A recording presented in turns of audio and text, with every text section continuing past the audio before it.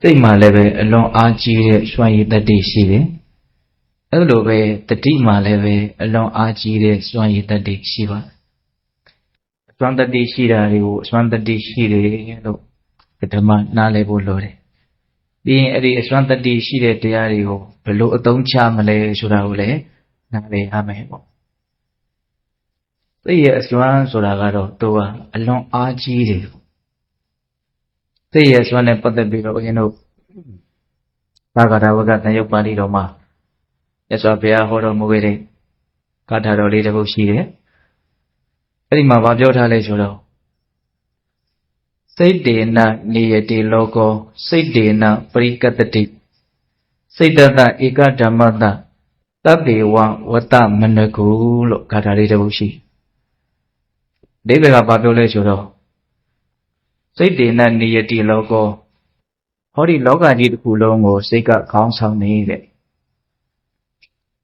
လောကကြီးတစ်ခုလုံးကိုစိတ်ကခေါင်းဆောင်နေတဲ့စိတ်တတပရိကတတိလောကကြီးတစ်ခုလုံးဟာစိတ်ဆွဲငင်ရာနောက်ကိုလိုက်နေရတယ်တဲ့စိတ်ကခေါင်းဆောင်နေဆိုတာတဲ့စိတ်ဆွဲရာနောက်ကိုလောကကြီးတစ်ခုလုံးတတ္တဝါတွေအလုံးလိုက်နေရတယ်ဆိုတဲ့စကားလေးကပို့ပြီးတော့နားလည်စေမယ်လို့ထင်တယ်စိတ်တတဧကဓမ္မတသဗ္ဗေဝဝတ္တမနကုဝတ္တမနကု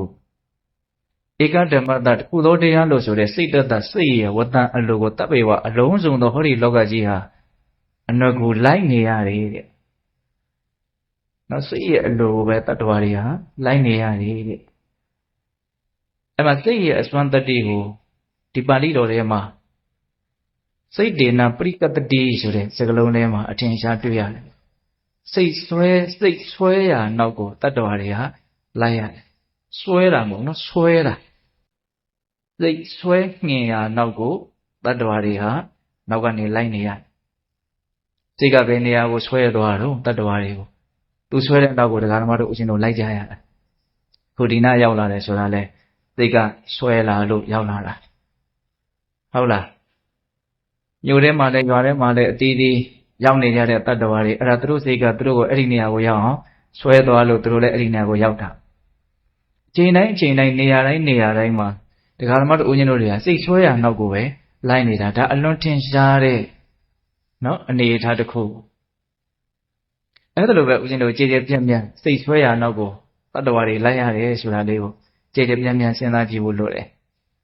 အခုအပယ်လေးပုံမှာရောက်နေကြတဲ့တတ္တဝါတွေသူတို့လည်းပဲစိတ်ဆွဲရနောက်ကိုလိုက်သွားတာလိုက်ချင်လုံးလာကြီးရလို့တော့ဟုတ်မှမထင်ပါဒါပေမဲ့သူတို့ကိုဘယ်လိုစိတ်ကဆွဲသွားလဲအဲ့ဒီအနေအထားအဲ့ဒီအခြေအနေလေးမှာသူတို့ကိုဘယ်လိုစိတ်ကဆွဲသွားတော့သူတို့ရဲ့မကောင်းတဲ့စိတ်ကပဲသူတို့ကိုအဲ့ဒီယုံညံ့တဲ့နေရာတွေရောက်အောင်ဆွဲသွားတာနတ်ပြည်တို့မြမပြည်တို့ခေါင်းမွန်တဲ့လောကကိုရောက်နေကြတဲ့တတ္တဝါတွေလည်းပဲစိတ်ဆွဲရနောက်ကိုသူတို့လည်းလိုက်သွားတာသူတို့ကိုကြတော့ဘယ်လိုစိတ်တွေကဆွဲသွားတော့ကောင်းတဲ့စိတ်တွေကဆွဲသွားအထူးသဖြင့်သေကနီးမှာ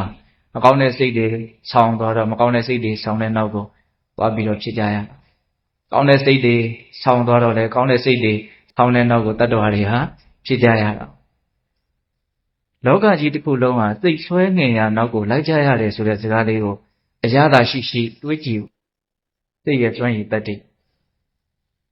ဒါဟာစိတ်ရဲ့စွမ်းရည်တတ္တိပဲကိုယ့်ရဲ့စွမ်းရည်တတ္တိမဟုတ်ကိုယ့်ရဲ့စွမ်းရည်တတ္တိဆိုရင်ကိုသွားခြင်းတဲ့နေရာသွားလို့ရမှာဘဝနဲ့ခြားထားတဲ့တန်တရားခရီးဆိုတာကိုတတထားလိုက်အောင်ဒီဘဝတင်တောင်တစ်ခါတလေကိုသွားခြင်းတဲ့နေရာသွားလို့မရဘူးကိုရောက်ခြင်းတဲ့နေရာကိုရောက်လို့မရစိတ်ဆောင်တဲ့နောက်ကိုပဲလိုက်ကြရအောင်စိတ်ကလည်းပဲအခြေအနေမျိုးကိုမကြံစီစဉ်းစားဝေဖန်ပြီးတော့သူကလည်းသူဆွဲခြင်းတဲ့နေရာဆွဲသွားတယ်ဆိုကြပါအဲ့တော့ပြောနေတာကစိတ်ရဲ့စွမ်းရည်တတ္တိတွေ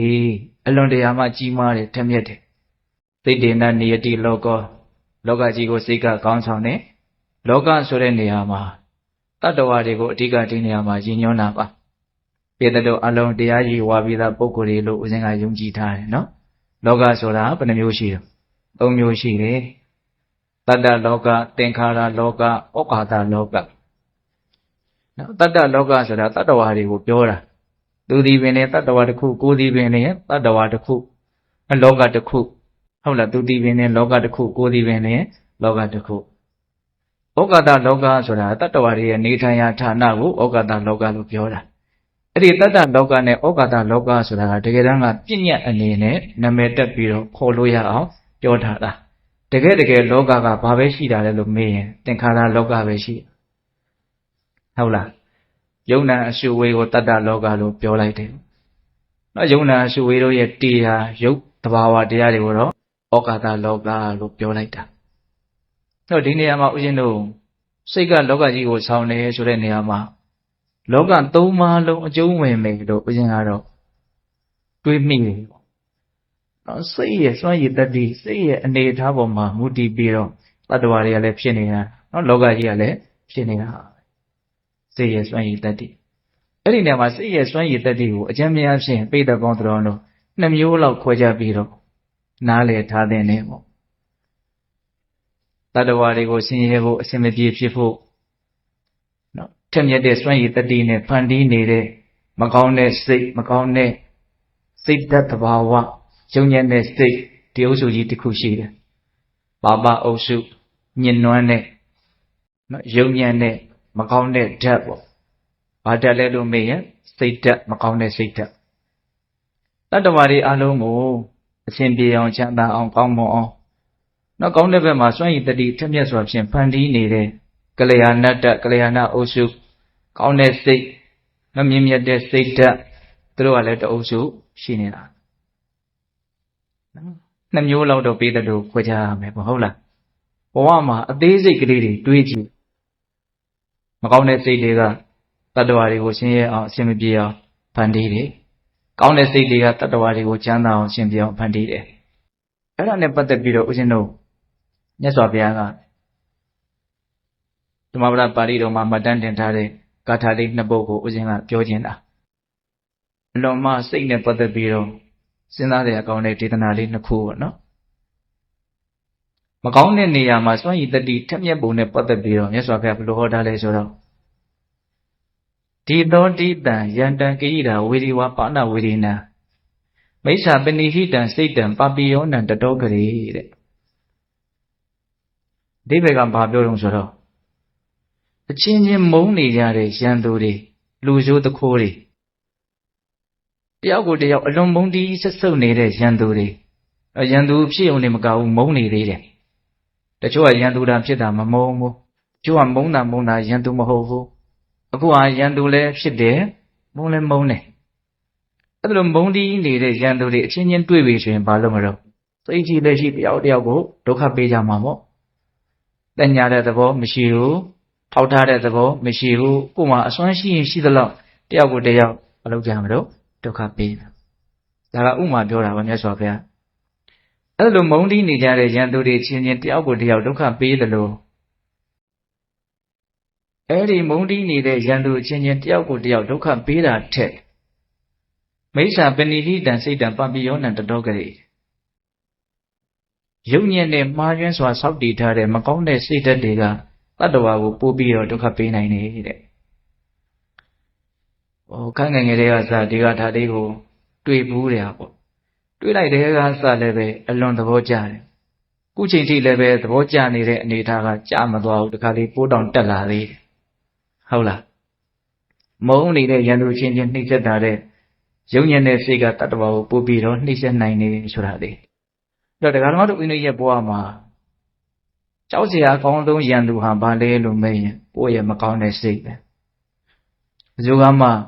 ကိုယ့်ကိုထိထိရောက်ရောက်ကြီးနှိမ့်ဆက်နိုင်တာမဟုတ်ဘူးတကယ်ကကိုယ့်ရဲ့မကောင်းတဲ့စိတ်ကပဲကိုယ့်ကိုဆင်းရဲစေတာပိုလောင်စေတာ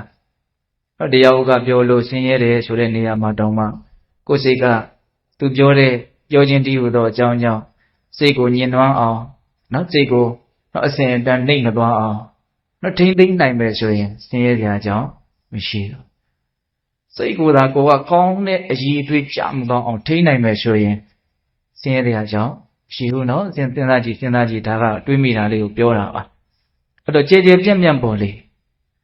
မကောင်းတဲ့စိတ်တွေဆိုတာကခုလောလောဆယ်ဖြစ်သေးမှလည်းပဲပူလောင်စေတယ်ပင်ပန်းစေတယ်အဲ့ဒီမကောင်းတဲ့စိတ်တွေကိုခြေခံပြီးတော့လှုပ်လေသမျှပြောလေသမျှတွေးလေသမျှဒါတွေကလည်းမကောင်းတာတွေပဲဖြစ်တဲ့အတွက်ကြောင့် ဒီဘဝမှာကိုပဲအဲ့ဒီကံတရားတွေက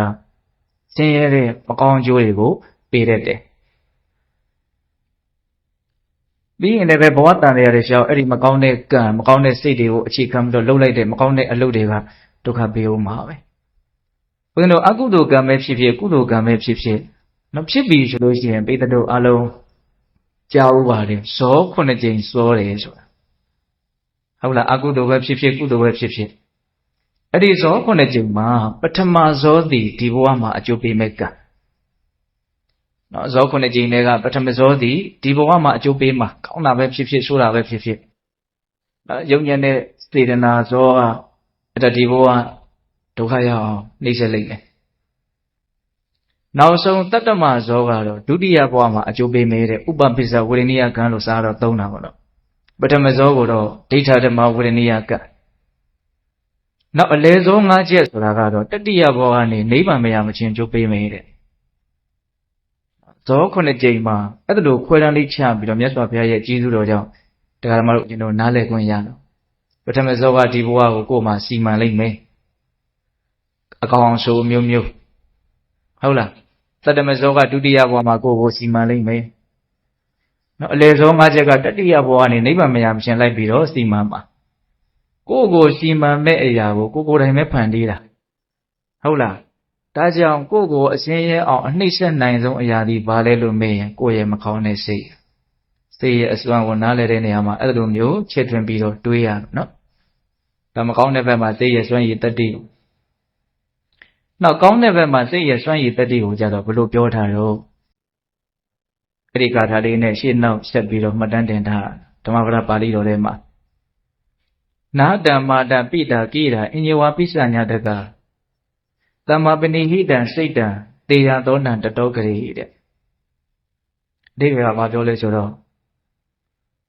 ကိုယ့်ဘုံမှာအလွန်ချစ်ခင်တဲ့နှစ်သက်တဲ့မျက်နှိုးကြတဲ့အမေတွေအဖေတွေညီတွေအကိုတွေမောင်တွေနှမတွေရွှေမျိုးတွေသားချင်းတွေတခြားချစ်ကျွမ်းဝင်ရတဲ့ဖြစ်ရတဲ့ခင်ရတဲ့ပုံကိုယ်တွေဘဝတိုင်းမှာလူတိုင်းမှာကိုယ်တိုင်းတာနဲ့ကိုတော့ရှိမထားဘူးလားရှိနော်အဲ့ဒီချစ်ခင်ကြတဲ့ကိုယ့်ကိုမျက်နှိုးကြတဲ့တန်ဖိုးထားရတဲ့နော်ဆွေမျိုးသားချင်းချစ်ကြမ်းဝင်ကြတဲ့မိတ်ဆွေတွေအလုံးနောက်ဆုံးမိတွေဖတွေအမေတွေဖေတွေနော်အဲ့ဒီလိုပုံကိုယ်တွေကမပေးနိုင်တဲ့ချမ်းသာဒုက္ခမျိုးကို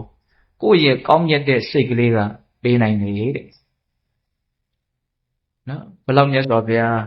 ဒေသနာကိုအားပါအောင်ဟောတော်မူတတ်တယ်ဆိုတာစဉ်းစားကြည့်ပါကောင်းတဲ့စိတ်ကတတ္တဝါကိုချမ်းသာစေတယ်လို့ဒီလောက်လေးပြောလိုက်ရင်စိတ်ထဲမှာအများကြီးထိမှာမဟုတ်ဘူးပေါ့နော်အလွန်ချစ်တဲ့မိခင်ဖခင်တွေကတော့မပေးနိုင်တဲ့ချမ်းသာမျိုးကိုကိုယ့်ရဲ့ကောင်းတဲ့စိတ်ကလေးကပေးသူ့ရဲ့ပုံပြီးတော့အားကိုးကြရမှာအားကိုးရရှိအောင်လက်ကောင်းတဲ့စိတ်ကလေးတွေဖြစ်အောင်မွေးကြရမှာဟုတ်တယ်မဟုတ်လားစိတ်မှာစွမ်းရည်တတိထက်တယ်ဆိုတာအဲ့ဒါကိုနားလေရမယ်ဆိုးတဲ့ဘက်မှာလည်းသူကအလွန်ကိုထက်မြက်တယ်ပေါ့ကောင်းတဲ့ဘက်လှည့်ပေးနိုင်မယ်ဆိုရင်လည်းသူကအလွန်ကိုထက်မြက်တယ်သူ့ကိုထိန်းနိုင်ဖို့ပဲကိုကအရေးကြီးတာနော်စိတ်ရဲ့အစွမ်းတတိရဲ့အစွမ်းလို့တရားကောင်းစဉ်လေးတတ်တာနော်ဟောစိတ်ရဲ့အစွမ်းကိုပြောနေတာဟုတ်လားမကောင်းတဲ့ဘက်မှာလည်းပဲမုန်းနေကြတဲ့ရန်သူချင်းချင်းနှိမ့်ဆက်တာတဲ့မကောင်းတဲ့စိတ်ကကိုယ်ကိုပို့ပြီးတော့နှိမ့်ဆက်နိုင်ကောင်းတဲ့ဘက်မှာလည်းပဲချစ်လာတဲ့ခင်လာတဲ့မိဘတွေကတော့မပေးနိုင်တဲ့ချမ်းသာဒုက္ခမျိုးကိုကိုယ့်ရဲ့ကောင်းတဲ့စိတ်ကပေးနိုင်တယ်လို့ဒီလိုမြတ်စွာဘုရားဟောတာဟုတ်လားအဲ့တော့ဦးဇင်းတို့ပိဋကပေါင်းတော်တို့ပြစ္ဆုတ်ပံတန်တရားနှစ်ဖြာသောဒုက္ခကိုဖြစ်စေတဲ့မကောင်းတဲ့စိတ်ပြစ္ဆုတ်ပံတန်တရားနှစ်ဖြာသောချမ်းသာကိုဖြစ်စေတဲ့ကောင်းမြတ်တဲ့စိတ်နော်ဒီကောင်းတဲ့စိတ်မကောင်းတဲ့စိတ်တွေကိုသူတို့ရဲ့စွန့်ရည်တတိတွေကိုနားလည်ပြီးတော့သူတို့ကိုထိန်းချုပ်နိုင်ဖို့ကြိုးစားရမယ်သူတို့ကောင်းတဲ့ဘက်မှာနောက်စွန့်ရည်တတိထက်မြက်တဲ့ကောင်းတဲ့စိတ်တွေဖြစ်အောင်အားထုတ်ရမယ်ပေါ့ဒီနေရာမှာဦးဇင်းတို့မကောင်းတဲ့စိတ်တွေအဖြစ်နေပြီးတော့ကောင်းတဲ့စိတ်တွေအဖြစ်များအောင်မကောင်းတဲ့စိတ်တွေဝင်ပြီးတော့ကိုယ့်ကိုမနှိမ့်ဆက်နိုင်အောင်ကောင်းတဲ့စိတ်တွေကိုယ်တန်တာမှာတဖွာဖွာဖြစ်ပွားစေအောင်ကိုယ်ဘယ်ပုံမနည်းကြိုးစားအထောက်ကြမလဲဆိုတဲ့အပိုင်းကိုတော့အဲ့ဒါဦးဇင်းတို့တတိရဲ့အစွမ်းဆိုတာမှဆက်ပြီးတော့ပြောပါတော့စိတ်ရဲ့အစွမ်းကတော့ဒါပြောပြီးသွားပြီအဲ့တော့တတိရဲ့အစွမ်းကိုဆက်ပြီးတော့ပြောအောင်တတိရဲ့အစွမ်းကနောက်အတူချုပ်ကတော့မကောင်းတဲ့စိတ်တွေကိုတဖြည်းဖြည်းနေပါသွားစေပြီးတော့ကောင်းတဲ့စိတ်တွေတဖြည်းဖြည်းနဲ့ ဖြစ်ပွားလာစေလိမ့်မယ်ဆိုတာကိုပြောချင်တာဒါပေမဲ့တကယ်သတိရဲ့စွမ်းကအဲ့ဒါလောက်မခအောင်သတိရဲ့စွမ်းရည်တတိကအလွန်တရာမှကြီးလဲကြီးမားတယ်များလဲများပြားတယ်ဒါပေမဲ့အခုဒီနေရာမှာပြောချင်တာကစိတ်ရဲ့အစွမ်းနဲ့ရှင်းပြီးတော့ပြောမှဆိုတော့စွမ်းလာပါတယ်ဆိုတဲ့ထိုစိတ်ကိုပဲထိန်းနိုင်အောင်သိမ်းနိုင်အောင်နော်သူကပဲမလုပ်သွားမှာတော့ချုပ်ကင်သွားလိမ့်မယ်နော်သတိကိုပဲစိတ်ကိုထိန်းသိမ်းဖို့သူ့ကိုအကြရမှာပေါ့နော်ဒကာမတို့အချင်းတို့တွေကအစွမ်းထက်တဲ့စိတ်ကလေးကိုကောင်းအောင်လုပ်ပေးပါလို့ဘုရားအမှန်သတိကိုမှသတိကိုမှသတိကလုပ်ပေးမှာဟုတ်လားအခုတရားအထုတ်တယ်ဆိုတာအဲ့ဒါစိတ်ကလေးကိုသတိတစ်ထည်ကိုအပ်လိုက်ရတဲ့သဘောပဲဒီနေ့အချင်းလည်းပဲသတိကိုအဖြစ်ဖြစ်အောင်လုပ်ပြီးတော့ကျုပ်စိတ်ကိုခင်ဗျားထိန်းပေးပါအောင်ဆိုတဲ့သဘောမျိုးပေါ့ဒါကပုံပေါ်အောင်ပြောတာနော်ဟုတ်လားဒီအဲ့တော့ဦးဇင်းတို့ပေးတဲ့ပေါင်းတော်ပေါင်းတို့ဒီနေရာမှာဦးဇင်းတို့ကနော်ဒေသနာလေးတွေနဲ့ညှိပြီးတော့ပြောချင်တာဘာဖြစ်လို့ဒေသနာလေးတွေပါဠိလေးတွေထည့်ရတော့ဆိုတော့ဩဘုန်းကြီးကသူထင်ရမြင်ရတွေရှောက်ပြီးတော့ပြောနေတာမဟုတ်ဘူးဟဲ့မြတ်စွာဘုရားဟောပြတာကိုတစင်ပြောပြနေတာဟဲ့ဆိုတဲ့ယုံကြည်မှုထက်သန်အောင်လို့တကယ်လည်းဟုတ်တယ်လေဒါဘုန်းဘုန်းတို့ညံစွမ်းနဲ့ပြောတာတော့တလုံးမှမပါဘူးဒါလေးဦးဇင်းအောင်းမိတယ်နော်ဟိုတုန်းကဥပမာပါကက်ဆက်ကြီးတစ်လုံးဆိုရင်ထဲ့တဲ့ဂွေထွက်လာထဲ့တဲ့ဂွေထည့်ထားတဲ့အတိုင်းဂွေလေးရှိတဲ့အတန်ထွက်လာတာပဲလေဟုတ်တယ်မဟုတ်လားကက်ဆက်ကြီးကဘလို့ထွက်မယ်ညာလို့ထွက်မယ်လို့သူကဝေဘာနာပိုင်းခြားတာသူ့ရဲ့စွမ်းတကယ်တော့သူကတော့အတန်ထွက်အောင်လုပ်လိုက်တာအဲ့တော့ဦးဇင်းတို့ကတော့အတန်ထွက်အောင်လုပ်တာလောက်ပဲရှိတာအဲ့ထဲမှာဒါမြတ်စွာဘုရားဟောထားတဲ့ဒေသနာကိုထည့်လိုက်တော့အဲ့ဒါထွက်လာတာပဲဟုတ်လားအဲ့တော့ခုပြောနေတာတွေကဘုရားရဲ့စွမ်းလဲလို့မေးရင်မြတ်စွာဘုရားရဲ့စွမ်းဟုတ်ရဲ့လားအဲ့တော့ဘာပြောချင်တာတုံးဆိုတော့တတိတိမကောင်းတဲ့စိတ်တွေကိုတားမြစ်နိုင်တယ်အကုသိုလ်စိတ်တွေကိုတားမြစ်နိုင်တယ်ဒါလေးကိုပြောချင်တာအဲ့မကောင်းတဲ့စိတ်ကိုထိန်းချုပ်ပြီးတော့ကောင်းတဲ့စိတ်တွေကိုဖွင့်ဖြိုးစေမယ်များပြားစေမယ်တိုးတက်စေမယ်အဲ့ဒီအချိန်မှာမကောင်းတဲ့စိတ်ကိုဘယ်လိုထိန်းချုပ်တယ်လဲဆိုတာလေးကိုမြတ်စွာဘုရားဥမာပေးတာမိမိခန္ဓာမှာထင်ရှားဖြစ်ပေါ်နေတဲ့ယုံနာတဘာဝတရားတွေရဲ့ပုံမှာဖြစ်တိုင်းမှန်မှန်ကန်ကန်အောက်မေ့အမှတ်ရနေတဲ့တတိကလေးတစ်ချက်ထားလိုက်တိုင်းအဲ့ဒီတတိကမကောင်းတဲ့စိတ်ကိုဘယ်လိုထိန်းချုပ်သွားသလဲဘယ်လိုတားမြစ်ထားသလဲဘယ်လိုတားဆီးထားသလဲဘယ်လိုနှိပ်ကွပ်ထားသလဲဆိုတာလေအဲ့ဒါမြတ်စွာဘုရားကတော့ပုံပေါ်ဥမာလေးပေးလို့ပြောတာတေယထာပိဘိခဝေဂိမာနံပစ္စည်းမေမာတိဥဟတံရဇောဇံလတမေနမဟာအာကာလမေကောဌာနသောအန္တရတပိတိဥပသမိတိဥပမာပေးတာယဟန်တို့တဲ့ຫນွေကာလရဲ့နောက်ဆုံးလမှာကောင်းငင်မှာမြူတွေဆိုင်နေတာရှိတယ်တဲ့နေကတိတ်ပူခဲ့တာဆိုတော့အကုန်လုံး6တရားအောင်ပြီးတော့မြူမုံတွေကထားတော့လေတွေကလည်းတိုက်တယ်6တွေ့နေတာဆိုတော့မြူမုံတွေထိုင်ပြီးကောင်းငင်မှာနီးပြေဖြစ်နေတာပြီးတော့ဂျုံလို့ရနော်အဲ့လိုနေကာလရဲ့နောက်ဆုံးလမှာဆိုင်နေတဲ့မြူတွေအဲ့လိုမြူတွေဆိုင်နေတော့မှာပဲရုတ်တရက်မဟာအကာလမေဘောတဲ့နော်အခါမဲ့မူကြီးအကြီးကြီးဘုံတိုင်းနဲ့ရွာချလိုက်တယ်အဲ့လိုရွာလိုက်တာနဲ့ဒီတိုင်းနဲ့ထပ်ပါဖြစ်သွားတော့ဌာနသောအန္တရတပိတိဥပသမိတိတဲ့ဆိုတော့ကဆိုင်နေတဲ့မြူတွေဖုံးတွေအကုန်လုံးဟာတခဏချင်းပဲကြောက်သွားတယ်အခါမဲ့မူကြီးကဘာလို့ပြတာဖယ်ရှားပလိုက်တာအောင်ကောင်းငယ်တစ်ခုလုံးမိုးကြီးလဲရွာပြီးပြီလဲဆိုတော့ကြည်လင်တန့်ရှင်းပြီးတော့ဆိုတော့ကတစ်ပင်တွေပေါ်မှာအိမ်ခေါင်မိုးတွေပေါ်မှာတင်းနေတဲ့မြူတွေအကြီးကြီးတွေလည်းအကုန်လုံးပြောင်းရှင်းပြီးတော့လောကကြီးတန့်ရှင်းကြည်လင်သွားဘယ်သူရဲ့အစွမ်းလုံးဆိုတော့အခါမဲ့မိုးကြီးရဲ့အစွမ်းအဲ့ဒါလိုပဲတဲ့ဧဝမေဝခောဘိက္ခွေဘိက္ခုစတုတုတတိပဋ္ဌာနေတုတတိပဋ္ဌာန်တရား၄ပါးကိုပွားများမယ်ဆိုလို့ရှိရင်အထုတ်မယ်ဆိုလို့ရှိရင်ဒီနေရာဖြင့်တတိထားနေတဲ့မွန်မြတ်တဲ့အလေးချင်းကိုကြိုးစားနေမယ်ဆိုလို့ရှိရင်ဘာပဲဖြစ်ဖြစ်တိနေမယ်ဆိုလို့ရှိရင်ဟုတ်လားအဲ့ဒီပုဂ္ဂိုလ်ကလည်းပဲသူ့ရဲ့အစ္ဆဒအတွင်းတန်တမှာဆိုင်းနေတဲ့မြူတွေလို့ဆိုတဲ့မကောင်းတဲ့ကိလေသာစိတ်တွေအကုသိုလ်စိတ်တွေယုံညံ့တဲ့စိတ်တွေဒါတွေကိုဌာနသောအန္တရတပိတိဥပသမိတိတခဏချင်းပဲသူကလည်းပဲဖယ်ရှားပြလိုက်မယ်တဲ့ဘယ်သူကဖယ်မှာတော့ဆိုတော့တတိယပဲဖယ်လိုက်ပါတတိထားလိုက်တာနဲ့ဖြစ်နေတာလည်းတောက်လျှောက်ရက်ပဲဆက်မဖြစ်တော့နဲ့မကောင်းတဲ့စိတ်တွေကိုပြောတာနော်မကောင်းတဲ့စိတ်တွေဖြစ်နေရင်လည်းတောက်လျှောက်ရက်မယ်တတိဝင်လာတာနဲ့နောက်ထပ်လည်းပဲတတိရှိနေတဲ့အချိန်တိုင်းမှာဘယ်အကုသိုလ်စိတ်တကမှဒီလိုဝင်ပြီးတော့နှိမ့်ဆက်ဖို့အခွင့်အရေးမရှိဘူး နော်ဖြစ်ပြီးသားကိုလည်းဖယ်ရှားနိုင်တယ်မဖြစ်သေးတာကိုလည်းတားဆီးနိုင်တယ်ဖြစ်နေတာကိုလည်းရပ်တန့်စေနိုင်ဇွရဲ့စွမ်းတော့တတိရဲ့စွမ်းနော်အဲ့တော့ဦးဇင်းတို့ဒီနေရာမှာတတိကကာကွယ်ရေးတာဝန်ကိုအပြည့်အဝယူနိုင်တယ်ဆိုတာလေးကိုလည်းသဘောပေါက်စေချင်တာဒီခန္ဓာဒီဟူသောတိုင်းပြည်ကြီးကိုမကောင်းတဲ့စိတ်အကုသိုလ်ဒီဟူသောရန်သူတွေဝင်ပြီးတော့မနှိမ့်ဆက်ဖို့အတွက်တတိကအင်မတန်ကြီးမားတဲ့လုံခြုံတဲ့စိတ်ချရတဲ့ကာကွယ်ရေးတပ်ကြီးပဲဘယ်သူမှလာပြီးတော့မနှိမ့်ဆက်နဲ့ဆိုတဲ့သဘောနော်ဒါကြောင့်မြတ်စွာဘုရားကတတိကိုအာရခတရားလို့ခေါ်တာလည်းရှိတယ်အာရခဆိုတာအဆောင်အရှောက်လို့ဒီလေရဘုရင်တို့အင်္ဂုတ္တပါဠိတော်စတုကနိပတ်ထဲမှာအာရခသုတ်တံဆိုတဲ့သုတ်တံလေးတစ်ပုဒ်ဟောတာရှိတယ်လွန်ကောင်းပါတယ်အဲ့ဒီမှာတတိကဘလို့ကာကွယ်ဆောင်ရှောက်တာတော့တတိကိုဘလို့ရွယ်ချက်နဲ့ဥတ္တန်တံမှာရှိအောင်လုပ်ရမှာတော့အဲ့ဒါလေးကိုမြတ်စွာဘုရားသင်ပေးထားတာရှိတယ်နောက်တတိထားတဲ့နေရာမှာဘလို့ရွယ်ချက်နဲ့တတိထားရမှာတော့တတိကဘလို့စွမ်းတာတော့သူ့ကိုဘလို့အသုံးချရမှာတော့ဟုတ်လားအဲ့ဒီမှာမြတ်စွာဘုရားဘလို့ဟောလဲဆိုတော့စတုတုဘိက္ခဝေဌာနေတုအတ္တရူပိနအပမတောတတိစေတသောအာရခောကရဏီယောတဲ့ယဟန်တို့တဲ့လေးမျိုးသောအရာဌာနတို့မှာမိမိရဲ့အကျိုးစီးပွားကိုတကယ်အလိုရှိတယ်ဆိုတဲ့ပုဂ္ဂိုလ်ဟာတတိဆိုတဲ့အပမာဒတရားနဲ့ကိုယ်စိတ်ကလေးကိုကာကွယ်စောင့်ရှောက်ပေးရမယ်တဲ့ရိုးရိုးလေးပဲမြတ်စွာဘုရားဟောတာနော်လေးမျိုးသောအရာဌာနတို့မှာ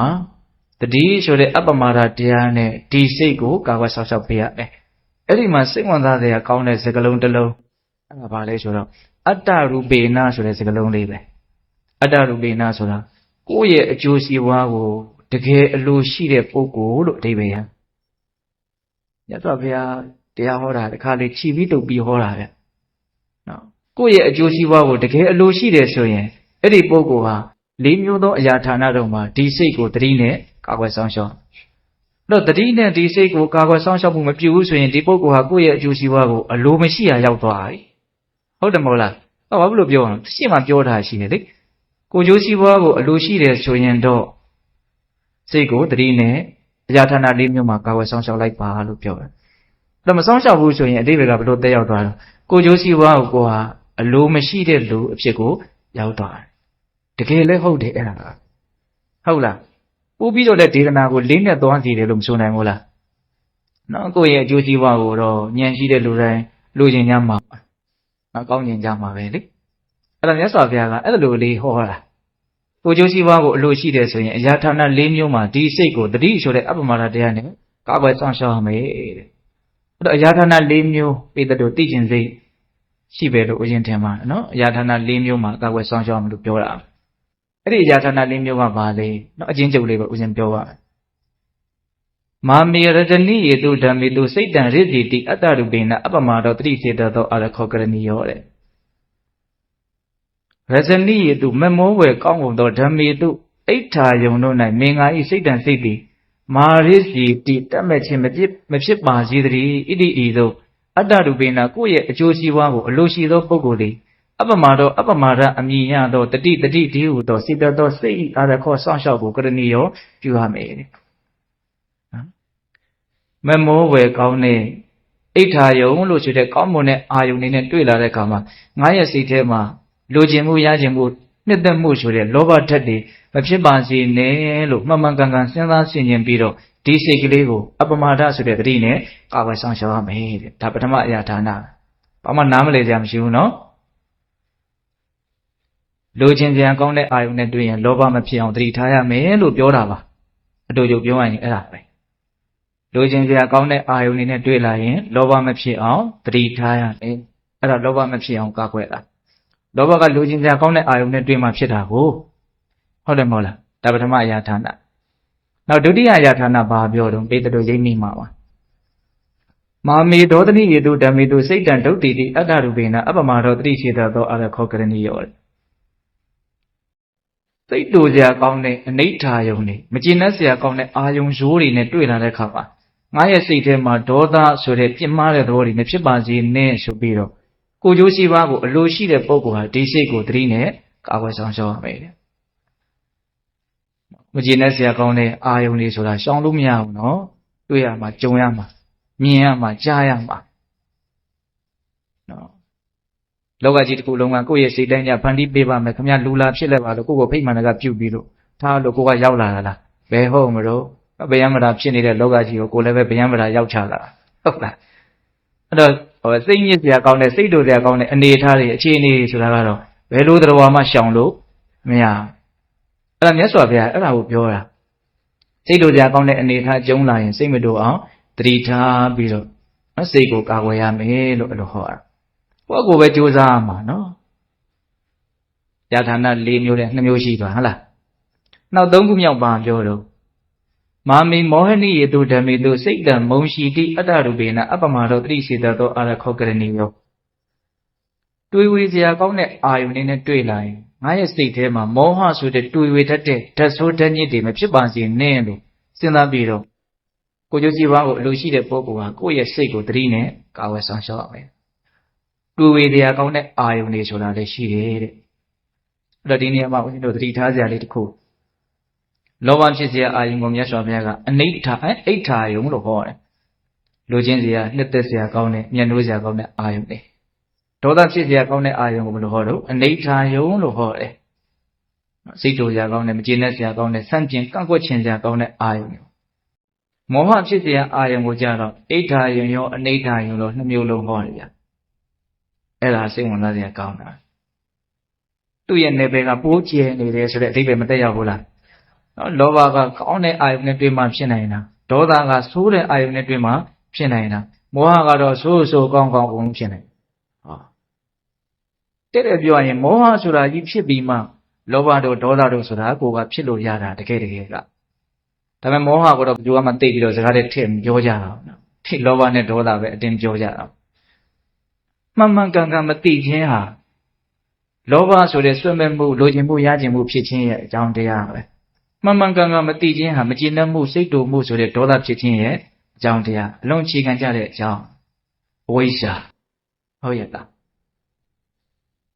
ဒါကြားတဲ့ဖြတ်ပြောတာအောင်နောက်၄ခုမြောက်ကာကွယ်စောင့်ရှောက်မှာကဘာလို့ဆိုတော့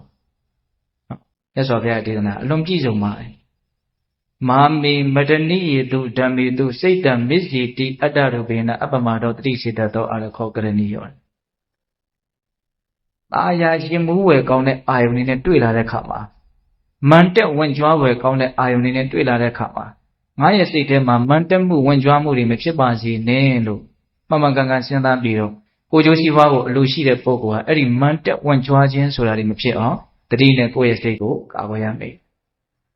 လောဘဒေါသမောဟဆိုရင်လုံလောက်ပြီလို့ထင်ရတာနော်ဒါပေမဲ့အခုနောက်ထပ်မန်တက်ဝင်ကြွားခြင်းနဲ့မဒ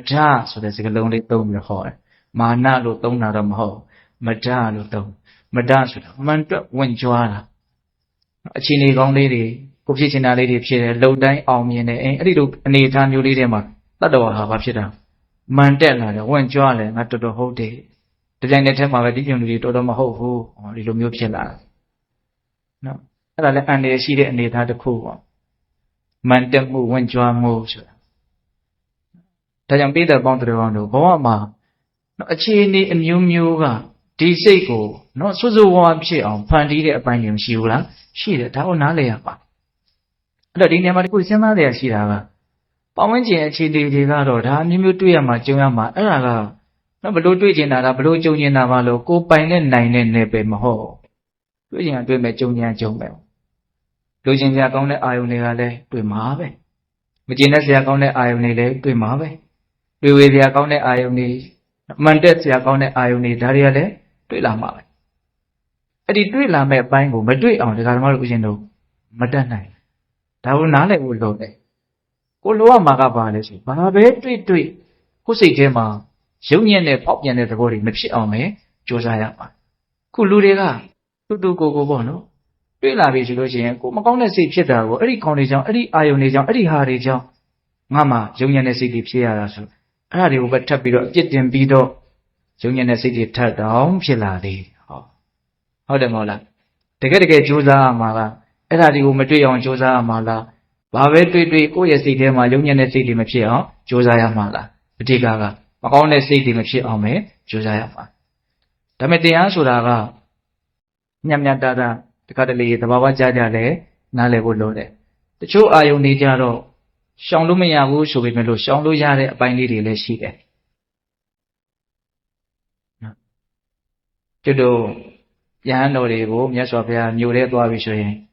4000ခန့်မြချအပ်သောမြတ်တော်ရှိသည်ဖြစ်ဖြစ်အန္တရဂရေရွာတွင်၌ဟုတ်လားကမိတ်တံမိသွားအံ့ဟုတ်လားငငယ်တုန်းကကြည့်ရနော်မြတ်တော်ဘာလို့ခိုင်းတာလဲခိုင်းတာအာယုန်တွေတွေ့မှာဆိုလို့သဘောပေါက်ရလားဒါပါတော့သူအာယုန်ကိုရှောင်ခိုင်းတာပဲလေအဲ့ဒီပိုင်းတွေတော့မရှိဘူးလား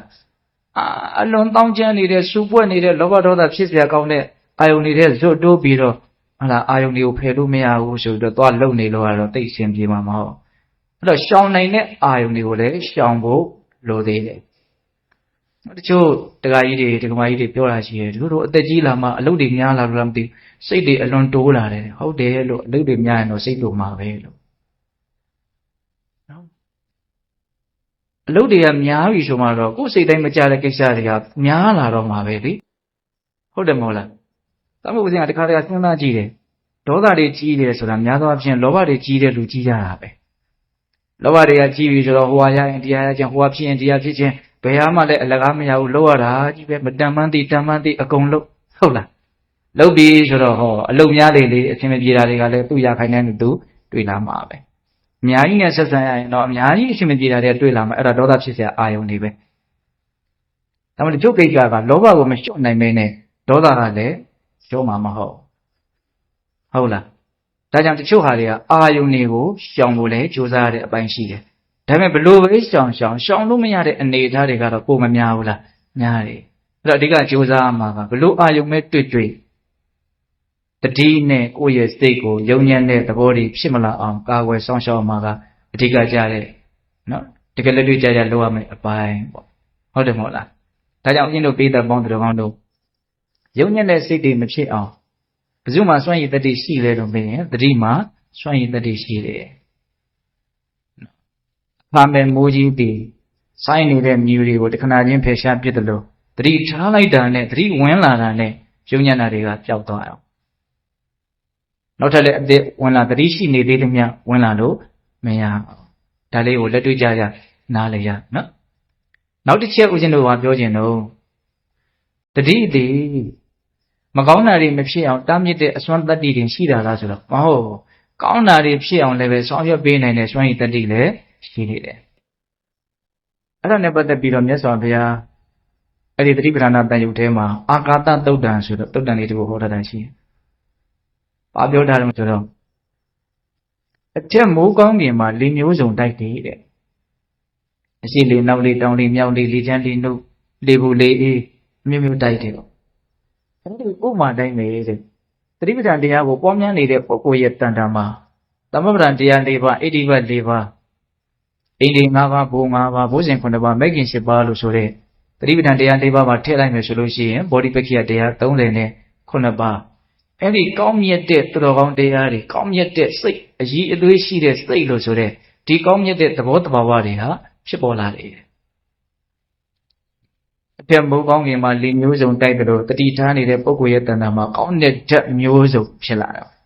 ကောင်းတဲ့စိတ်ဓာတ်မျိုးစုံဖြစ်လာတယ်အဲ့ဒီဘောဓိပက္ခိယတရား39ပါးကိုပဲ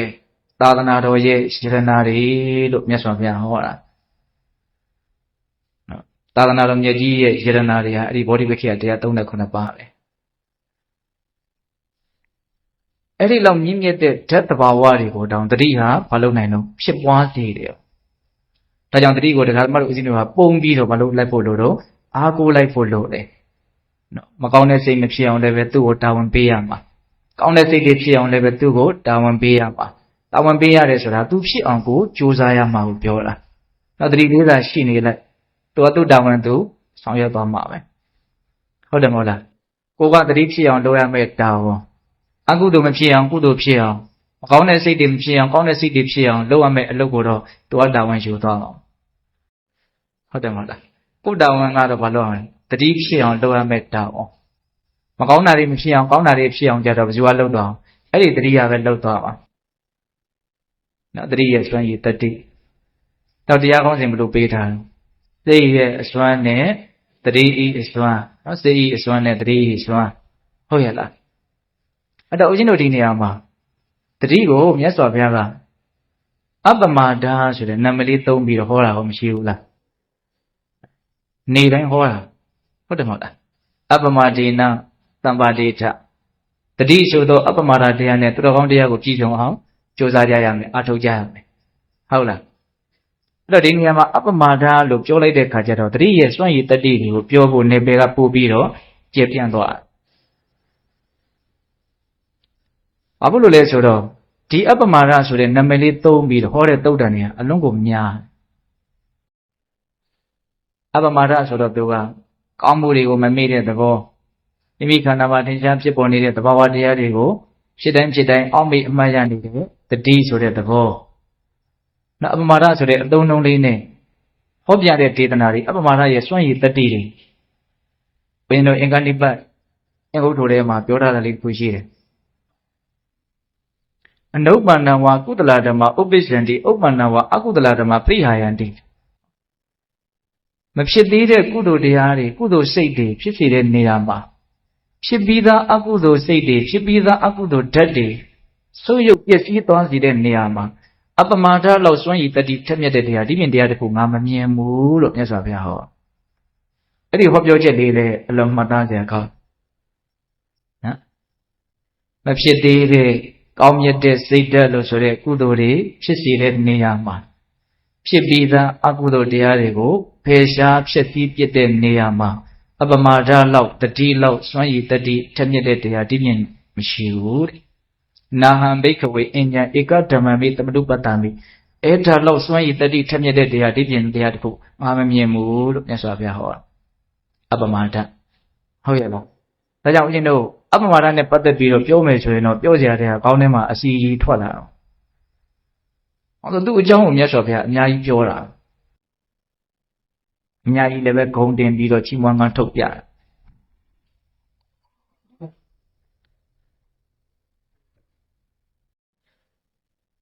အလွန်ထင်ရှားတဲ့ဦးဇင်းတို့အပ္ပမဒါရဲ့ဂုံကြီးကိုပြထားတဲ့သုတ်တန်လေးတစ်ပုဒ်ရှိတယ်အဲ့ဒါလေးကိုဦးဇင်းဒီကုန်းချုပ်ပြောခြင်းတော့အင်္ဂုတ္တပါဠိတော်ဓတ္တကနိပတ်ထဲမှာအပ္ပမဒါသုတ်တန်ဆိုပြီးတော့အပ္ပမဒါဆိုတဲ့နာမည်လေးနဲ့သုတ်တန်ခေါင်းစဉ်တက်ထားတဲ့သုတ်တန်တစ်ပုဒ်ရှိတယ်အဲ့ဒီသုတ်တန်မှာမြတ်စွာဘုရားဘာပြောတော့ဆိုတော့ယဟန်တို့တဲ့ခြေမရှိတဲ့တတ္တဝါအခြေနှစ်ချောင်းရှိတဲ့တတ္တဝါအခြေလေးချောင်းရှိတဲ့တတ္တဝါအခြေများစွာရှိတဲ့တတ္တဝါဟောတတ္တဝါကိုခွဲတာကိုခြေတော့ကိုကြည့်ပြီးတော့မြတ်စွာဘုရားခွဲပြတာနော်ခြေမရှိတဲ့တတ္တဝါတဲ့ခြေနှစ်ချောင်းရှိတဲ့တတ္တဝါတဲ့ခြေလေးချောင်းရှိတဲ့တတ္တဝါခြေများစွာရှိတဲ့တတ္တဝါခြေသုံးချောင်းလို့တော့ပါဘူးနော်ရုပ်ရှိတဲ့တတ္တဝါရုပ်မရှိတဲ့တတ္တဝါတင်ညာရှိတဲ့တတ္တဝါတင်ညာမရှိတဲ့တတ္တဝါတင်ညာရှိသည်လေးမဟုတ်မရှိသည်လေးမဟုတ်တဲ့တတ္တဝါဒါတွေကတော့မြတ်စွာဘုရားရဲ့ဂုဏ်ကြီးသူကြောင့်ကြားဘူးခွင့်ရတာ哦နော်ရုပ်ရှိတဲ့တတ္တဝါရှိတယ်လို့ရုပ်မရှိတဲ့တတ္တဝါလို့ရှိသေးတဲ့ကဲနော်အရူပပြမတွေရုပ်မရှိဘူးတဲ့ဟုတ်လားမမြင်ရဘူးပေါ့ရုပ်မရှိဘူးဆိုတော့မမြင်ရတိုင်းလည်းရုပ်မရှိဘူးလို့မထင်နဲ့နော်ပိဋကလောကသစေတွေသေးတွေရုပ်ရှိတယ်မြင်ရဘူးသူတို့ရဲ့ရုပ်ကကိုယ့်ရဲ့မျက်လုံးနဲ့ဖမ်းနိုင်လောက်အောင်ဒီမကြမ်းထမ်းဘူးဆိုတဲ့အဓိပ္ပာယ်ကိုယ့်ရဲ့မျက်လုံးကသူတို့ရဲ့ရုပ်ကိုဖမ်းနိုင်လောက်အောင်ဒီအစွမ်းရည်တတိမရှိဘူးကိုယ့်မျက်လုံးကိုမြန်သိအထင်မကြီးနဲ့နော်ဟုတ်လားအဲယောဂဘုရားအများကြီးရှိရလို့ပြောရမှာမဟုတ်လားသိပ္ပံပညာရှင်တွေဆေးပညာရှင်တွေမြင်ရသလားမြင်ရပါအောင်ထားပါတော့လေအဲ့တော့ဦးဇင်းတို့တတ္တဝါအမျိုးမျိုးရှိတယ်တဲ့မြတ်စွာဘုရားနော်အဲ့လိုအမျိုးမျိုးရှိတဲ့တတ္တဝါတွေထဲမှာမြတ်စွာဘုရားဟာအမျက်ဆုံးဖြစ်တယ်တဲ့ဒါကဥပမာကိုပြောတာအပ္ပမဒါကိုဂုံတင်ခြင်းလို့မြတ်စွာဘုရားကသူ့ကိုယ်သူဥပမာနေရာမှာထားတာတတ္တဝါမျိုးစုံရှိတဲ့လောကကြီးထဲမှာငါဘုရားဟာအမျက်ဆုံးပဲလို့ပြောတာမြတ်စွာဘုရားမြတ်စွာဘုရားတတ္တဝါတွေထဲမှာအမျက်ဆုံးပဲအဲ့လိုပဲကုသိုလ်ကောင်းမှုတွေထဲမှာတတိဆိုတဲ့အပ္ပမဒါတရားအမျက်ဆုံးဖြစ်တယ်တတိကိုဂုံတင်တာတော့ကိုယ်တော်နဲ့ဖြတ်တူပြုတ်ပြီးတော့ဟောတယ်လို့ဒီလိုခံစားလို့မရဘူးလားရတယ်နော်တတ္တဝါတွေထဲမှာမြတ်စွာဘုရားကြီးအမျက်ဆုံးကောင်းမှုကုသိုလ်တွေထဲမှာတတိဒီအမျက်ဆုံးအောင်ဆိုသူကစွန့်ရည်တတိအထက်ဆုံးဖြစ်လို့ပေါ့ဟုတ်လားအလွန်စွန့်လာပါတယ်ဆိုတဲ့စိတ်ကိုမကောင်းတာတွေကိုတားပြီးတော့ကောင်းတာတွေကိုဖွင့်ဖြိုးအောင်ဘယ်လိုလုပ်ပေးမှာဒီတတိကလုပ်ပေးတတိရဲ့စွန့်ရည်တတိ အဲ့ဒီသုတ်တံမှာအပ္ပမာဒဟာအလွန်မြင့်မြတ်တယ်ဆိုတာဥပမာ10မျိုးပြောတာအခုအဲ့ဒါတစ်မျိုးပဲနော်သတ္တဝါတွေထဲမှာမြတ်စွာဘုရားကြီးအမြတ်ဆုံးအဲ့ဒီလိုပဲကုသိုလ်ကောင်းမှုတွေထဲမှာတတိတိအမြတ်ဆုံးတဲ့နောက်ဒုတိယဥပမာမြတ်စွာဘုရားဘာပေးတုံဆိုတော့ကုန်းသတ္တဝါတွေရဲ့ခြေရာတွေထဲမှာစင်ခြေရာဟာအကြီးကျယ်ဆုံးဖြစ်တယ်တဲ့ဘယ်ကုန်းသတ္တဝါရဲ့ခြေရာကိုပဲဖြစ်ဖြစ်စင်ခြေရာတွေကိုထည့်လိုက်ရင်ဝင်သွားတယ်ကျုံဝင်သွားတယ်အဲ့ဒါလိုပဲကုသိုလ်ကောင်းမှုတွေထဲမှာအပ္ပမာဒဆိုတော့တတိတရားသည်အမြတ်ဆုံးဖြစ်တယ်တဲ့ဒါကဒုတိယပေးတဲ့ဥပမာနော်ခြေရာတွေနဲ့နှိုင်းပြီးတော့ဟောတာနောက်တတိယဘာပေးတုံးဆိုတော့တတိယပေးတဲ့ဥပမာကနော်အိမ်တစ်လုံးဆောက်ပြီးဆိုရင်အိမ်မှာခေါင်ဆိုတာရှိတယ်ပေါ့မိုးလိုက်ပြီးဆိုရင်လေစားထဲမှာတော့အထွတ်လို့သူကသုံးတယ်အမြင့်ဆုံးနေရာလေးပေါ့အချင်းချင်းတွေတို့ရဲ့သူ့ပြန်ခေါင်လေးနောက်ဒီထဲမှာအင်ဂျင်နီယာတွေပါလိမ့်မယ်ဟုတ်လားအဲ့ဒီခေါင်လေးကဒီအိမ်တစ်လုံးမှာတော်ပေါင်းဆိုအထွတ်အထိပ်အကျဆုံးနေရာလေးအဓိကကျတဲ့ပေါ့ကျက်နေရာလေးဟောဆိုသူမိုးမလုံဘူးဆိုရင်ကျန်တာတွေကအကုန်လုံးမိုးရီတွေယူပြီးတော့ခဏလေးပျက်စီးသွားနိုင်တယ်ခေါင်ကမိုးမလုံဘူးဆိုတဲ့ဥမာကအလွန်ကြည့်တာဟုတ်လားအိမ်တစ်လုံးမှာအဲ့ဒီအမိုးမှာခေါင်ဒီအထွတ်ဒီအဓိကကျသလိုအထွတ်အမြတ်ဖြစ်သလိုကုသိုလ်ကောင်းမှုတွေထဲမှာအပ္ပမာဒဆိုတဲ့တတိတရားဟာအမြတ်ဆုံးဖြစ်တယ်တဲ့ဥပမာဘယ်နှချက်ရှိတော့3ချက်ရှိတယ်နောက်4ခုမြောက်5ခုမြောက်6ခုမြောက်ဥပမာ3ချက်ကိုတကောင်းနဲ့ပေးတဲ့ရဲ့ခေါင်းထဲမှာဆွဲအောင်နန္တာတွေနဲ့ဥမာပေးတာနန္တာမျိုးတွေကဦးဇင်းတို့အမြင့်နန္တာအနှစ်နန္တာအပွင့်နန္တာလို့3မျိုးရှိတယ်တဲ့ဘုဒ္ဓတောင်နော်အမြင့်နန္တာတွေထဲမှာအကျော်ပင်ရဲ့အမြင့်ဟာအမွှေးဆုံးပဲအမြတ်ဆုံးပဲအမြင့်နန္တာတွေထဲမှာအကျော်ပင်ရဲ့အမြင့်ဒီအမြင့်မြတ်ဆုံးကောင်းဆုံးပေါ့အဲ့လိုပဲဦးဇင်းတို့ကုသိုလ်ကောင်းမှုတွေထဲမှာတတိဆိုတဲ့အပ္ပမာဒတရားဒီအမြတ်ဆုံးဖြစ်တယ်အမြင့်နန္တာပြီးရင်အနှစ်နန္တာတွေထဲမှာစန္ဒကူးနီပင်ရဲ့အနှစ်ဟာအမြတ်ဆုံးဖြစ်တယ်သူအမွှေးဆုံးပေါ့ဟုတ်လားအဲ့လိုပဲကုသိုလ်ကောင်းမှုတွေထဲမှာအပ္ပမာဒဆိုတဲ့တတိတရားဟာအမြတ်ဆုံးဖြစ်တယ်တဲ့အမြင့်နန္တာအနှစ်နန္တာပြီးတော့ကတော့အပွင့်နန္တာနော်ပန်းပွင့်လေးတွေမှုေးတယ်ဆိုတာထဲမှာအဲ့ဒီအပွင့်နန္တာတွေထဲမှာမြက်၄ပန်းဟာအမြတ်ဆုံးဖြစ်တယ်တဲ့ဒါဘုရားဟောဒေသနာလားနော်မြက်၄ပန်းပွင့်ဟာနော်အပွင့်နန္တာတွေထဲမှာအမြတ်ဆုံးအဲ့ဒါလိုပဲကုသိုလ်ကောင်းမှုတွေထဲမှာအပ္ပမာဒဆိုတဲ့တတိတရားဟာအမြတ်ဆုံးဖြစ်တယ်တဲ့6မျိုးရှိသွားရင်နော်မြတ်စွာဘုရားတောင်စိတ်ရှိလက်ရှိဟောခဲ့သေးတာဒါကသမားတို့ဦးဇင်းတို့ကလည်းပဲဘာဖြစ်လို့မပြောနိုင်ရမှာလို့နားမထောင်နိုင်ရမှာလို့ဟုတ်လားနောက်ခုနှစ်ခုမြောက်မြတ်စွာဘုရားဘာဟောလဲဆိုတော့ဒီကမ္ဘာမြေပြင်လောကကိုပိုင်းခြားပြီးတော့အုပ်ချုပ်ကြတဲ့မင်းတွေရှင်ဘုရင်တွေရှိတယ်အဲ့ဒီရှင်ဘုရင်တွေမင်းတွေထဲမှာစัจ java ရင်းမင်းဟာအမြတ်ဆုံးဖြစ်တယ်တဲ့ကျန်တဲ့ရှင်ဘုရင်တွေမင်းတွေဆိုတာတော့စัจ java ရင်းမင်းရဲ့နောက်လိုက်မျှတာဖြစ်တယ်အောင်စัจ java ရင်းမင်းဟာအမြတ်ဆုံးပဲနော်ကောင်းမြတ်တဲ့ကုသိုလ်စိတ်ဓာတ်တွေကြောင့်ကုသိုလ်ကံတွေကြောင့်ဖြစ်ပေါ်လာတဲ့တရားသဖြင့်အုပ်ချုပ်တဲ့မင်းလက်နက်နဲ့အုပ်ချုပ်တဲ့မင်းမဟုတ်နော်တရားဖြင့်အုပ်ချုပ်တဲ့မင်းပေါ့အဲ့ဒီစัจ java ရင်းမင်းဟာမင်းပေါင်းလေးထဲမှာအမြတ်ဆုံးဖြစ်တယ်အဲ့ဒါလိုပဲကုသိုလ်ကောင်းမှုတွေထဲမှာအပ္ပမာဒဆိုတဲ့တတိတရားဟာအမြတ်ဆုံးဖြစ်တယ်အကုန်လုံးကအပ္ပမာဒကိုဂုဏ်တင်ခြင်းလို့ဥပမာပေးထားတာကြီးပါပဲ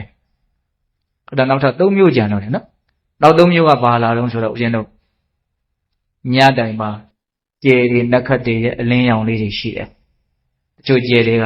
တော်တော်လေးအယောင်တောက်တယ်တချို့ကြတော့လည်းပဲမှိတ်တုတ်ကလေးပေါ့နော်အဲ့ဒါလိုနက္ခတ်တွေကျယ်တွေရဲ့အလင်းရောင်တွေထဲမှာလရဲ့အလင်းရောင်ဟာအသာလုံးလုံးဖြစ်တယ်တဲ့ညအခါမှာထွန်းနဲ့တောက်ပတဲ့နက္ခတ်တာယာကျယ်တကာတို့ရဲ့အလင်းရောင်ထဲမှာလရောင်ဟာတာလုံးလုံးဖြစ်တယ်အဲ့လိုပဲ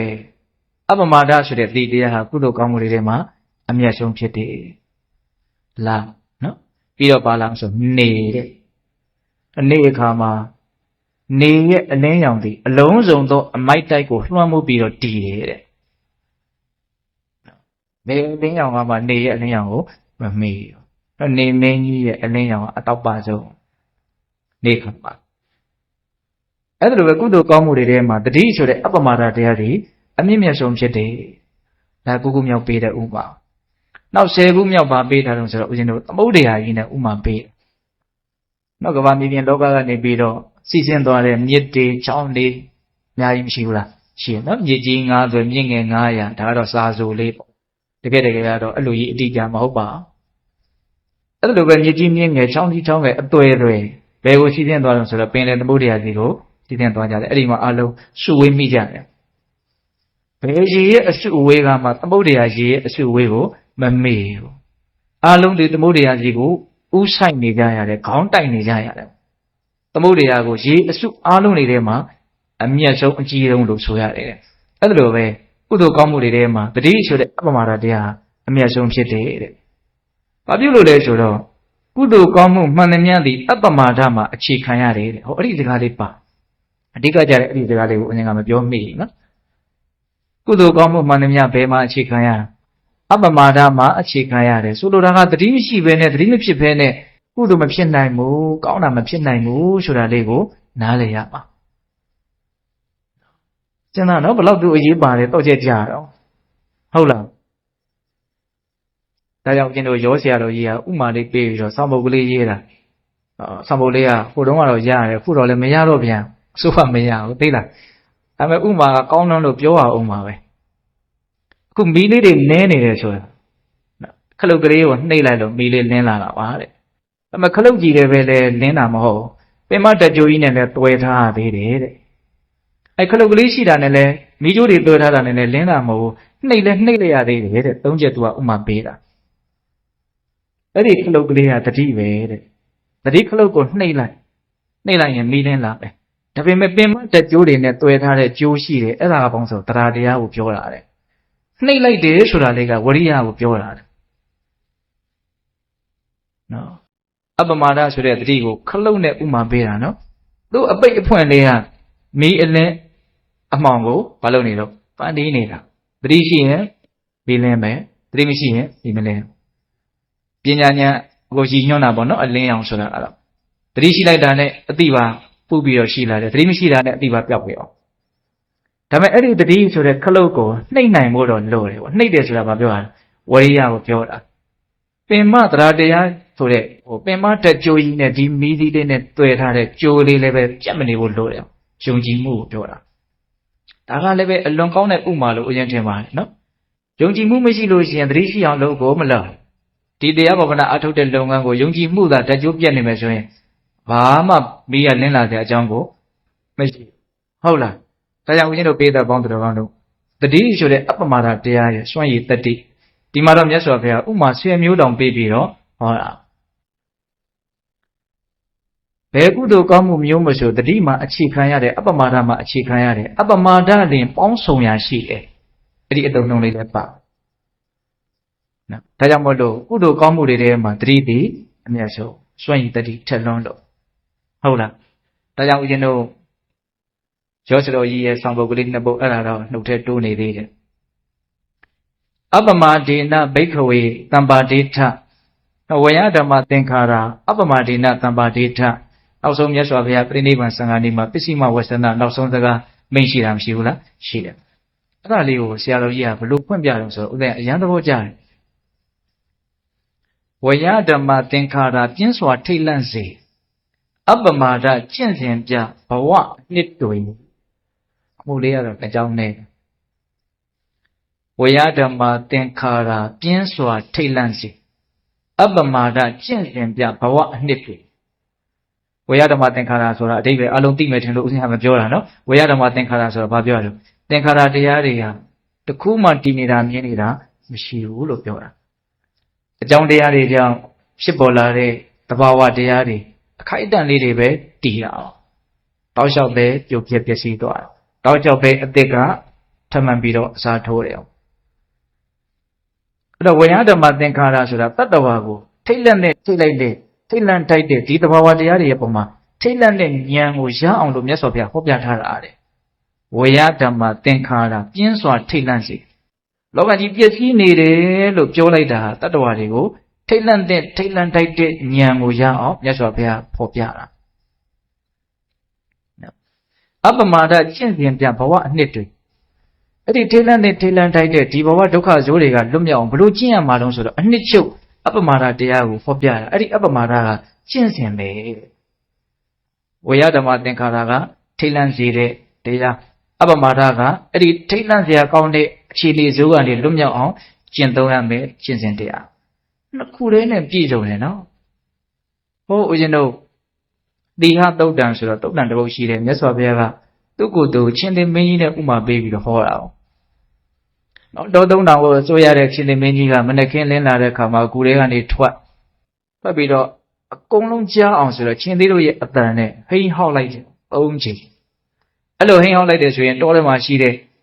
မြေကြီးပေါ်မှာနေတဲ့တတ္တဝါပြေးကြတွင်းထဲနေတဲ့တတ္တဝါတွင်းထဲဝင်ညကောင်းငင်မှာကျက်စားတဲ့တတ္တဝါကောင်းငင်ပြန်ညရေထဲနေတဲ့တတ္တဝါရေထဲဝင်သွားကြ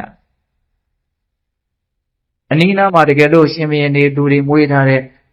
မြင်းနေဆင်နေရှိတယ်ဆိုရင်လည်းသူတို့ကတော့ပြေးကျင်တာဒါပေမဲ့ကျိုးနဲ့ချီတာတော့ပြေးမရတော့အဲ့ဒီနားရင်ကျင်ကြီးတွေကျင်ငယ်တွေထွက်ကြကုန်တယ်တဲ့အချင်းနေမင်းရဲ့အစွမ်းအောင်သူ့ရဲ့ဟိန်းဟောက်တန်ကြားတာနဲ့တိဋ္ဌံတွေကအလိုလိုအဲ့လိုကြောက်ရွံ့တဲ့ထိတ်လန့်တဲ့စိတ်တွေဖြစ်သွားအချင်းသေးရဲ့အစွမ်းအောင်အဲ့လိုပဲမြတ်စွာဘုရားတည်းဟူသောချင်းသေးကြီးကလောကကြီးကိုဒီဓမ္မတည်းဟူသောအတန်နဲ့ဟိန်းဟောက်တယ်လောကကြီးကတည်မြဲတဲ့လောကကြီးမဟုတ်ကောင်းတဲ့လောကကြီးမဟုတ်လောကကြီးဟာလူကျင်မှုမဲ့မောမှုကြောင့်ဆက်လက်ပြီးတော့ဖြစ်ပေါ်နေတာလူကျင်မှုမဲ့မောမှုချုပ်မှဒုက္ခတွေချုပ်မှလူကျင်မှုမဲ့မောမှုချုပ်အောင်ဒုက္ခတွေချုပ်အောင်မဂ္ဂင်၈ပါးအကျင့်ကိုကျင့်ရမယ်အထူးသဖြင့်သစ္စာ၄ပါးတရားတန်သည်ဘုရားကြည့်ဟူသောရှင်သေမင်းကြီးရဲ့ဟိဟောတဲ့အတန်ပဲအဲ့ဒီမှာအတိအလင်းဟောတာအဲ့ဒီမှာတော့ဦးဇင်းတို့ဒုက္ခသမုဒယဒုက္ခនិရောဓဒုက္ခនិရောဓဂာမိနိပရိပဒါဆိုတဲ့အသုံးလုံးနဲ့မဟောဘူးလောကသမုဒယလောကនិရောဓဂာမိနိပရိပဒါဆိုလောကဆိုတဲ့အသုံးလုံးလေးနဲ့ဟောတာနော်ဒုက္ခနဲ့လောကဆိုတာကနာမည်လာကွဲတာအတူတူပဲဟုတ်ရဲ့လားအဲ့ဒီမှာမြတ်စွာဘုရားသက်ကာယဆိုတဲ့စကားလုံးနဲ့လည်းဟောတာနော်သက်ကာယဆိုတာလည်းဒီဒုက္ခတွေကိုပြောတာပါပဲအကျဉ်းမြင့်ပေါ့နော်တော့ပြောရင်တာကဘာလို့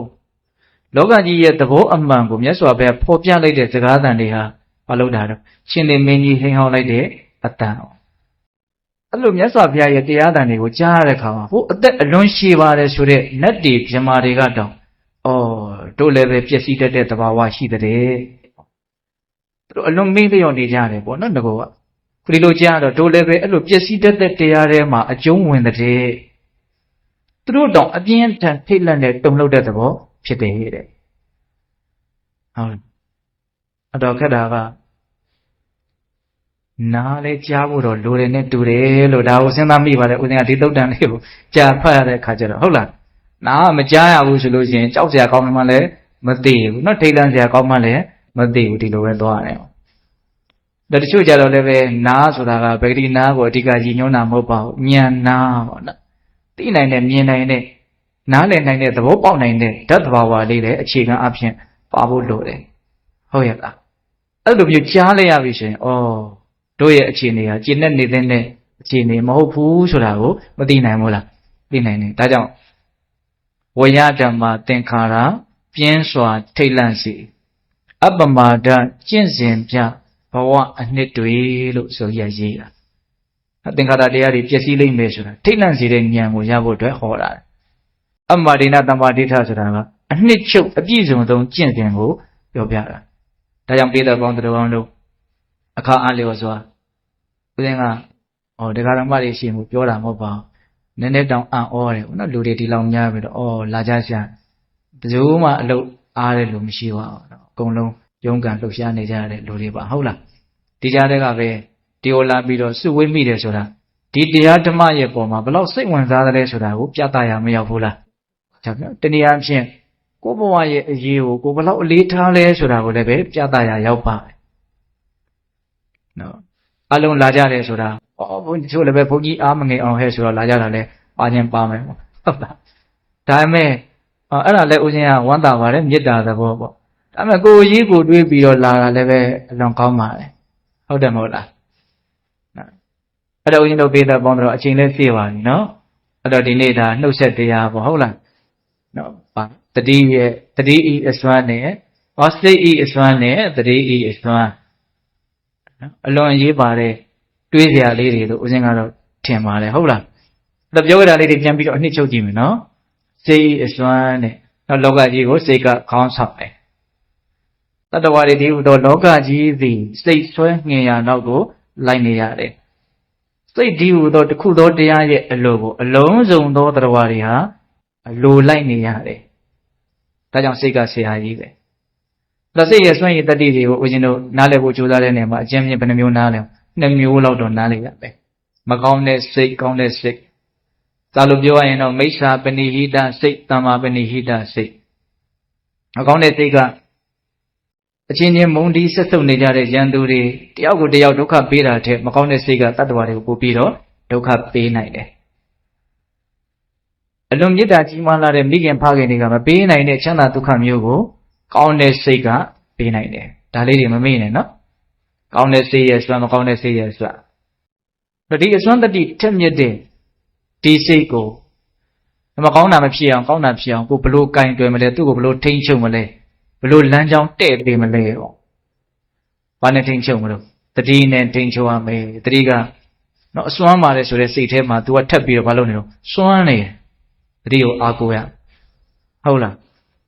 ရိုးတော့ရိုးလေးနော်တတိဆိုတာအောက်မိတဲ့သဘောလေးအမှတ်ရတဲ့သဘောလေးတတိမပြတ်စေနဲ့အဲ့ဒီတတိရဲ့အစွမ်းကိုကြတော့ဦးဇင်းတို့ဘယ်နှမျိုးလောက်ပြောရတော့နော်အကုသိုလ်မဖြစ်အောင်တားမြစ်နိုင်တယ်ကုသိုလ်ဖြစ်အောင်ဆောင်ရွက်နိုင်တဲ့အကြံဉာဏ်2မျိုးပေါ့ဟုတ်လားအခါမဲရွာလိုက်တဲ့မိုးကြီးကကောင်းငင်မှာဆိုင်းနေတဲ့မြူတွေကိုဖယ်ရှားပစ်လိုက်တဲ့လိုမျိုးတတိထားလိုက်တာနဲ့ကိုယ်စိတ်ထဲမှာဖြစ်နေတဲ့မကောင်းတဲ့ဓာတ်သဘာဝတွေဟာတခါတည်းကြောက်ပြေသွားတယ်အထက်မိုးကောင်းငင်မှာလေမျိုးစုံတိုက်တယ်လို့တတိသာထားမယ်ဆိုလို့ရှိရင်ကောင်းမြတ်တဲ့ဓာတ်သဘာဝတွေအလို့လျောက်ဖြစ်ပေါ်လာလိမ့်မယ်ဒီအဓိကကြတဲ့တော့ကြကြတဲ့စကားလေးတွေကိုမှတ်မိရအောင်ဟုတ်လားဒါကြောင့်အဲ့ဒီတတိကိုပဲမြတ်စွာဘုရားအပ္ပမာဒဆိုတဲ့အသုံးနှုန်းလေးနဲ့မဖြစ်သေးတဲ့ကုသိုလ်တွေကိုဖြစ်ပေါ်စေတဲ့နေရာမှာဖြစ်ပြီးသားအကုသိုလ်တွေကိုဖျက်ဆီးပြစ်နိုင်တဲ့နေရာမှာတတိလောက်အပ္ပမာဒလောက်စွန့်ရင်တတိထက်မြက်တာငါမမြင်ဘူးလို့ဒီလိုလဲဟောတာရှိတယ်နောက်ဆုံးအချင်းပါပြောသွားတော့အပ္ပမာဒသုတ်တံတဲ့တတိရဲ့ဂုဏ်ကြီးကိုဥပမာ10မျိုးပေးပြီးတော့မြတ်စွာဘုရားချီးမွမ်းမှန်းထုတ်တာတရားတွေထဲမှာမြတ်စွာဘုရားသည်အမျက်ဆုံးဂုဏ်တရားတွေရဲ့ခြေရာတွေထဲမှာစင်ခြေရာသည်အကြီးဆုံးအိမ်တအိမ်မှာအထွတ်ဆိုတဲ့ခေါင်သည်အမျက်ဆုံးဟုတ်လား၃မျိုးရှိပြီနော်ပြီးတော့ပါတော့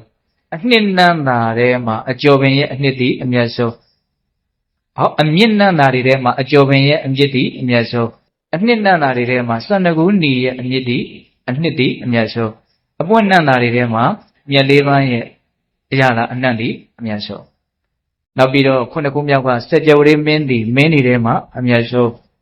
နော်လသည်ကျေတကာတွေရဲ့အကြောင်းတွေထဲမှာအသာလွန်ဆုံးလာရ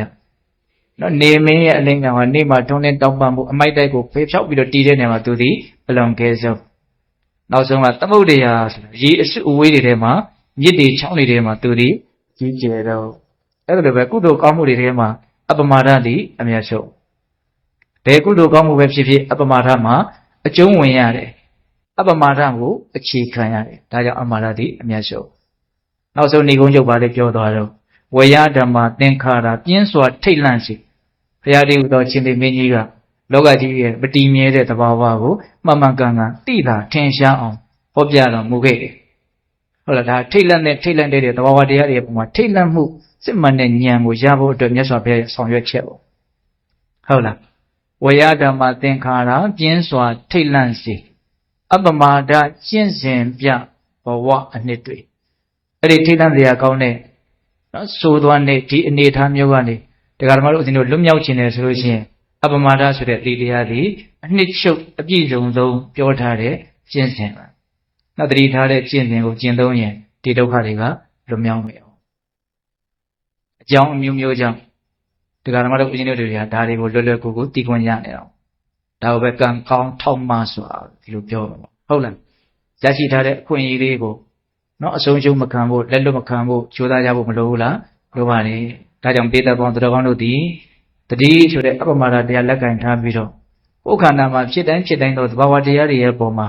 တတ်နိုင်တဲ့မြတ်မှန်မှန်ကန်ကန်အောက်မေ့အမှတ်ရနေတဲ့ဒီအသိကျင့်ကောင်းလေးကိုပြုစုပြောထားပြီးတော့အဘောဒုက္ခတွေကလွတ်မြောက်အောင်ကြိုးစားနိုင်ကြတဲ့ပုဂ္ဂိုလ်တွေဖြစ်ကြပါစေလို့ဦးဇင်းတို့ဆန္ဒပြုပြီးတော့ဒီကနေ့ပြုလို့အထောက်အသောဒါနသီလသမာဓိပညာကုသိုလ်ကောင်းမှုအစုစုတို့ကြောင့်ဘုရားတပည့်တော်တို့သည်မဉ္ဇဉ်ဘုရားမျက်နှိပ်ပံကိုလင်းမြန်ထုတ်ချောက်မျက်မှောက်ပြုပြရစေကုန်သောဟုပတ္တနာအောင်စုပြုကြကုန်ရာတည်း